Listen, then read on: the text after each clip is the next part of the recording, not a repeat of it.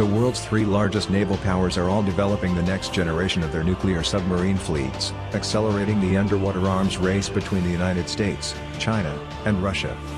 For now, at least, analysts say America remains by far the most dominant submarine force, even as its chief rivals work feverishly to overcome the U.S. advantages. Each country appears to have different strategic goals, with the US bent on gaining greater cost and operating efficiencies while the Chinese and Russian are keenly focused on technological advances and achieving greater stealth. As tensions escalated in the South China Sea, these three countries, which boast the world's largest navies, are aggressively preparing for any potential undersea or nuclear conflict, as they develop more perfect nuclear ballistic submarines and attack submarines. These nations have engaged in territorial disputes in those waters, and China has increased its submarine-intensive military drills as a show of force. The US has likely been underestimating the number of attack submarines it would need in the Pacific, given the heightened potential for conflict in the region, warned James R. Holmes, professor of strategy at the Naval War College.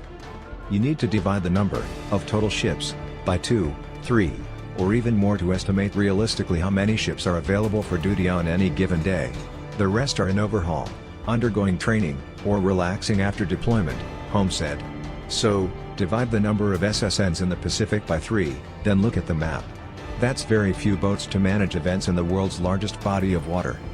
Nearly half of the $106.4 billion of planned Navy shipbuilding between fiscal 2019 and 2023 will go for nuclear ballistic and attack submarines, according to the Navy's long-range construction plan. The spending blueprint calls for $32.9 billion for construction of 10 attack submarines and $16.7 billion for a new nuclear ballistic submarine. The attack submarines are armed with various cruise missiles designed to hit closer-range land and sea targets. They are specifically designed to attack and sink other submarines, surface combatants and merchant vessels. The nuclear ballistic submarines are equipped with nuclear weapons capable of delivering a retaliatory or preemptive strike almost anywhere in the world. Combined, these two types of submarines make up the preponderance of what will likely be the future of undersea warfare. The surface of the sea, and the sky above, is an extremely hazardous place in this missile and drone age, while the ocean has remained mainly opaque despite advances in sensor and computer technology, said Holmes. SSBNs, or boomers, hide in the ocean and can launch nuclear ballistic missiles at an enemy anywhere in the world even if the rest of a nation's nuclear triad of air and ground-based missiles is destroyed. They are the guarantors of mutually assured destruction in the event of nuclear war. Some analysts say that these boomers will be increasingly crucial to the national security strategy of all three nations in the coming decade.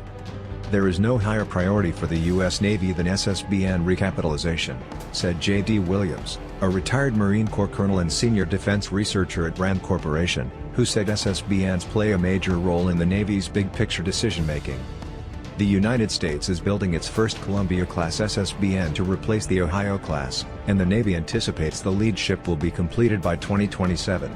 The Navy should have 12 Columbia-class boomers by the 2040s, according to General Dynamics, a Navy submarine contractor. Meanwhile, Russia expects to complete 4 Bor A-2 submarines by 2025, and China will begin constructing Type 096 submarines in several years, both of which will be able to travel at speeds of more than 30 knots, or about 10 knots faster than the new Columbia-class SSBN. While the United States is most focused on the lifetime savings from the Columbia-class's improved nuclear core reactor, for both Russia and China's next generation of boomers, speed and stealth are key. Currently, the U.S. advantage is in quieting, so I'm not surprised to see Russia and China try to close that gap, said Bradley Martin, a senior policy researcher at RAND and a retired Navy captain, in discussing submarine stealth. The U.S. is already at a background noise level, and you can't get much quieter than that. The U.S., Russia and China are locked in an intense competition to develop the most sophisticated next generation of SSNs. Because attack submarines carry cruise missiles, they constitute a Navy's most crucial and versatile weapon in any frontal assault. Cruise missiles are designed to deliver a large warhead over long distances with high accuracy, and they are intended to hit both land and sea targets. The U.S. has built 13 Virginia-class attack submarines and is expecting 15 more by the end of 2018. China and Russia are also expanding their attack submarine fleets, albeit at a slower pace. China is currently constructing 2 additional Type 095 submarines and has 5 more planned, while Russia expects to have 6 more of its Yasin M-class submarines by 2020. While America's new attack submarines are intended to have longer operational lives and more flexibility, Russia and China are more focused on avoiding detection. Russia wants stealthier and more heavily armed SSNs while China is digging into quieting technologies. However, Russia's weaker industrial base could put a damper on its lofty submarine improvement plans, according to some analysts. "The Severodvinsk is way quieter than anything we've encountered and it's got everybody spooked," said Washington naval analyst Christopher Cavez.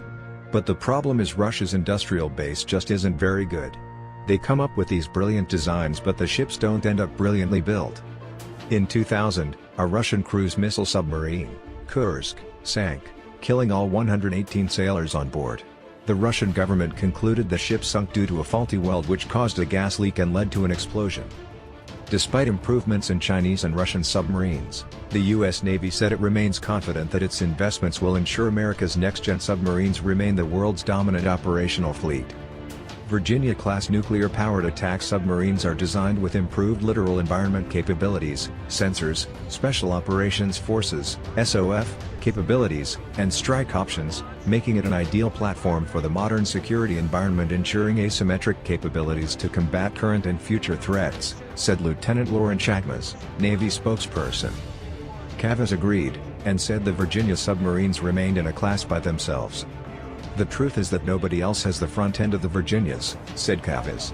"On top of these capabilities, they have a whole new reconfigurable weapon space for more flexibility. We're ahead of the Russians, and the Chinese really don't have anything of the same degree on this." The Pentagon is also seeking to improve its submarine fleet through new technologies such as underwater drones.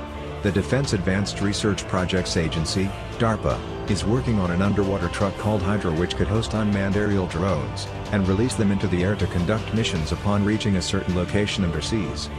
Hydra remains in development, and DARPA awarded funds to Boeing last year to provide continued support in their construction, and Boeing expects its current contract to expire in early 2019.